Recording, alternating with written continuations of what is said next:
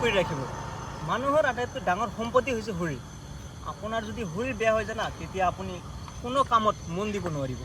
গতিকে আপুনি যি কাম নকৰে কিয় দিন শেষত আপুনি শৰীৰৰ কাৰণে, শৰীৰ চৰ্চাৰ কাৰণে আপুনি 1 ঘণ্টা সময় ওলাব। মানুহৰ আপোনাৰ আটাইতকৈ ডাঙৰ সম্পত্তি কি গম পাইছেনে? মানুহৰ আটাইতকৈ ডাঙৰ সম্পত্তি হৈছে এইটো হৈছে আপোনাৰ বডিটো বা আপোনাৰ শৰীৰটো। কিন্তু আমি বিভিন্ন কৰ্মব্যস্ততাৰ কাৰণে আমি বডিটোৰ প্ৰতি আমি কোনো গুৰুত্ব নিদিওঁ। এটা কথা সদায় মনত ৰাখিব, আপোনাৰ বডি যেতিয়া কাম নকৰিব বা আপোনাৰ শৰীৰটো যেতিয়া বেয়া হৈ যাব না, তেতিয়া আপুনি একো কাম কৰিব নোৱাৰিব। গতিকে আপুনি যি কাম নকৰে কিয়, যিটো কামেই নকৰে কিয়, আপুনি দিন শেষত এটলিষ্ট আমাৰ শৰীৰটোৰ কাৰণে এটলিষ্ট আপুনি 1 ঘণ্টা এটা সময় ওলাব, যিটো আপুনি এই নৰ্মেলি কিছুমান ৱৰ্কআউট কৰি আপোনাৰ বডিটো যাতে ফিট হৈ থাকে, আপুনি যাতে কোনো বেমাৰ আজাৰত নপৰে, গুৰুত্ব দিব লাগে আপোনাৰ শৰীৰটোৰ প্ৰতি। আপুনি যিমান বডিৰ প্ৰতি আপুনি গুৰুত্ব দিব, আপোনাৰ মাইণ্ডছেটটো ভাল থাকিব।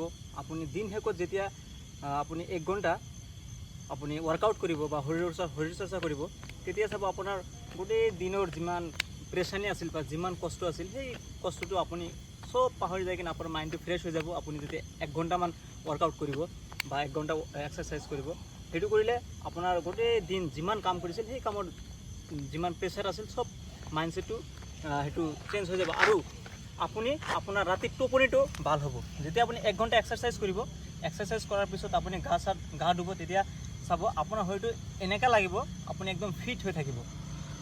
কাৰণ আমাৰ শৰীৰৰ প্ৰতি গুৰুত্ব দিয়াৰ কাৰণটো হৈছে আপুনি এটলিষ্ট যেতিয়া আপোনাৰ বয়স যেতিয়া 40 পাৰ হ'ব না, তেতিয়া আপোনাৰ শৰীৰত বহুতো ধৰণৰ বেমাৰ দেখা দিয়ে। গতিকে আমি সদায় কিছুমান কৰ্মব্যস্ততাৰ পিছতো আপুনি কিছুমান এক্সাৰচাইজ কৰিব লাগে। নৰ্মেল কিছুমান এক্সাৰচাইজ কৰি কিনে আপোনাৰ বডিটো আপুনি ফিট ৰাখিব পাৰে। যেনেকা আপুনি নৰ্মেল কিছুমান এক্সাৰচাইজ আছে, আপুনি কেইটামান পুশ আপ মাৰিব এনেকৈ, আধা ঘণ্টামান ৰানিং কৰিব, ৰানিং কৰি আহি কিনে আপুনি কেইটামান পুশ আপ মাৰিব। তাৰপিছত আৰু এটা ভাল এক্সাৰচাইজ আছে, এইটো হৈছে এইটো কৰিব পাৰে। আপুনি এটলিষ্ট যিমান সময় থাকিব পাৰে, 1 মিনিট বা 30 ছেকেণ্ড 40 ছেকেণ্ড যিমান সময় থাকিব পাৰে এনেকৈ থাকিব। এইটো থাকিলে কি হয়, আপোনাৰ বেকবন যিটো আছে, এইটো যিমান প্ৰেছাৰ থাকে বা বেকবনৰ যিমান আপোনাৰ বেমাৰ আজাৰ হয়, এইটো এক্সাৰচাইজ কৰিলে আপোনাৰ বেকবনত কেতিয়াও সেইটো বেমাৰ নহ'ব। আৰু এইটো কৰিলে আপোনাৰ পেটৰ কিবা প্ৰব্লেম থাকিলে সেইটো ঠিক হৈ যাব, আপোনাৰ গেছৰ কিবা প্ৰব্লেম থাকিলে সেইটো ঠিক হৈ যায়।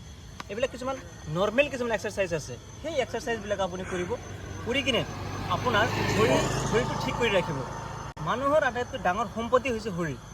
আপোনাৰ যদি শৰীৰ বেয়া হৈ যায় না, তেতিয়া আপুনি কোনো কামত মন দিব নোৱাৰিব।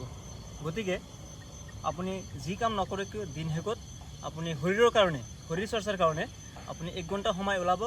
ওলাই কিনে আপোনাৰ শৰীৰটো যাতে ভাল হৈ থাকে, ধুনীয়া হৈ থাকে বা ফিট হৈ থাকে। অকল বডি থাকিলেই যে আপুনি ফিট সেইটো নহয়, বা আপোনাৰ শকত হ'লেই যে ফিট সেইটো নহয়। আপুনি চাব লাগিব আপোনাৰ শৰীৰত কোনো ধৰণৰ বেমাৰ আছেনে নাই, সেইটোহে মেইন কথা।